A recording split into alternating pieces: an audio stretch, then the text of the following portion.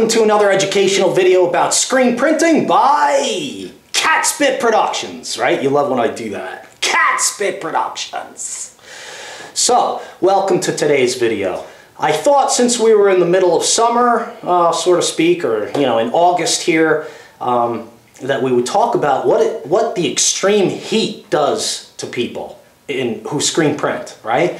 Okay, and somebody on Facebook actually suggested it too, mentioned it when I was talking about the heat and whatnot, and looking forward to moving into a new space with air conditioning. So as you can see right now, here we are. It's 2014. It's almost mid-August, and I think it's around I don't know, it's probably about 11 o'clock or so. We're already up past 90 degrees, and later today it'll be well over 100 degrees in the shop.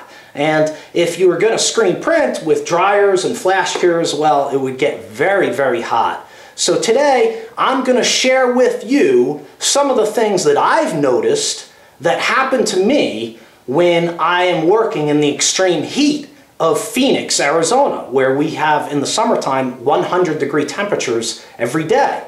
So one of the things that happens to me in the summertime when it gets very hot here in Phoenix, Arizona, is I can't burn screens late in the day.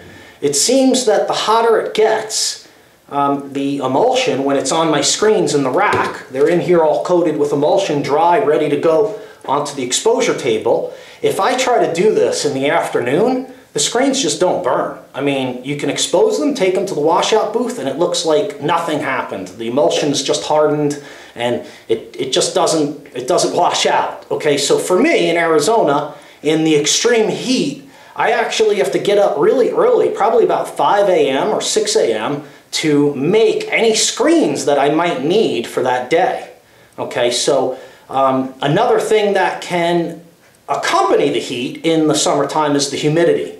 So if your relative humidity is very high as well, again, you can encounter problems when you're exposing screens. So if you're on the East Coast, say like when I lived in New York, where we experience 80% to 90% humidity at times with 90-degree summer heat, you might want to have a dark room that is dedicated to where you can put an air conditioner and or a dehumidifier. Another thing to consider during the extreme hot weather of the summertime, or if you live in an area like I do in Phoenix, Arizona, is your chemicals and ink storage, okay?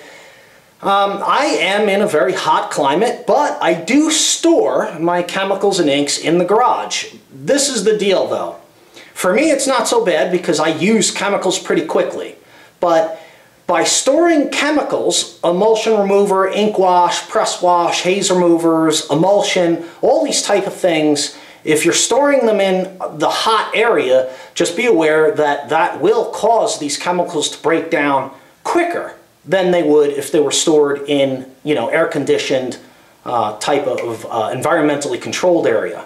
Okay, so if you don't use your chemicals fast enough, then you're probably going to want to keep them in a cool, dry, dark place. Not somewhere where it's getting a lot of UV light, not somewhere where you're getting a lot of heat, and not somewhere where you're getting a lot of humidity. And then your chemicals will last longer on the shelf. Okay, so extreme heat and high humidity can shorten the lifespan of your chemicals. Now, for inks, most of you probably it wouldn't be a problem with the inks, but for those of us who are in the extreme heat, like maybe somebody has a shop in Death Valley, well, I'm almost pretty much like that. Last week we were hitting 115, 116 degrees. Well, plastisol ink, now this is something, again, you keep your plastisol ink in the hot heat like I do here, it's definitely going to shorten the lifespan of the ink, but plastisol ink won't really start to gel up or congeal or, get thick until it starts to reach about 150 to 200, you know what I'm saying? Okay, so as long as the inks are well below 150 degrees, you're probably not going to have any gelling problems, but they could get thicker over extended periods of time in this type of heat. Okay, so again, if you're not using the inks fast enough, then it might behoove you, that's kind of, that word, it's kind of funny, but I like to say it evidently. It might behoove you to keep your inks inside the house where it's air conditioned or, you know, humidity controlled and stuff like that. Another simple thing to consider is that your plastisol inks are going to become thinner in this hot weather. They're going to be a little bit different than when it's cooler. Okay, so you may find that certain plastisol inks that were thicker in the cooler weather, well, now all of a sudden they're a little bit runny and drippy and they come off of the spatula. During the very hot times of the month when the shop is hot, you're going to run your oven and you may find that the residual heat buildup actually increases the temperature in the oven chamber. So you need to be very meticulous in watching the temperature of the oven during those hot months, because at the same time you want the oven to cure the ink, you don't want it to over-cure the ink, and you don't want it to scorch the garment. Okay, so just be aware that a belt oven, you know, with an oven chamber can build up extra residual heat during those hot summer months. So you may have to adjust the oven during the hot summer months as opposed to the cold winter months. Also, you know, the relative humidity during the summer months can also affect your cure in your oven, your belt dryer, or your flash cure, whatever you're using.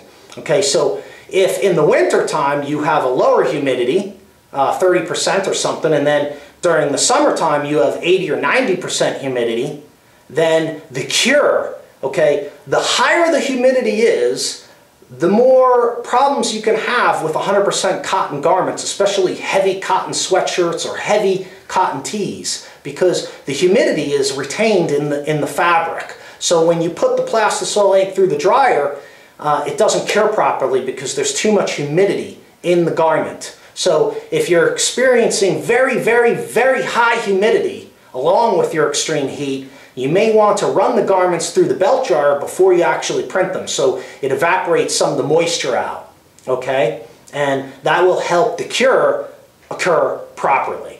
Remember, before you go, you got to get a plug for Catspit, Screenprintsupply.com. Please, if you need any screen printing equipment or supplies, help support Catspit Productions, keep us doing what we do here online, and make a purchase on Catspit, Screenprintsupply.com. If you have any questions, you can email me directly or call me directly, and I personally will help you out with your purchase. Okay? Thanks a lot for watching my video today. Remember, if you like what you see, thumbs up, leave a comment, and most importantly, please subscribe. Thanks a lot. We'll see you next time.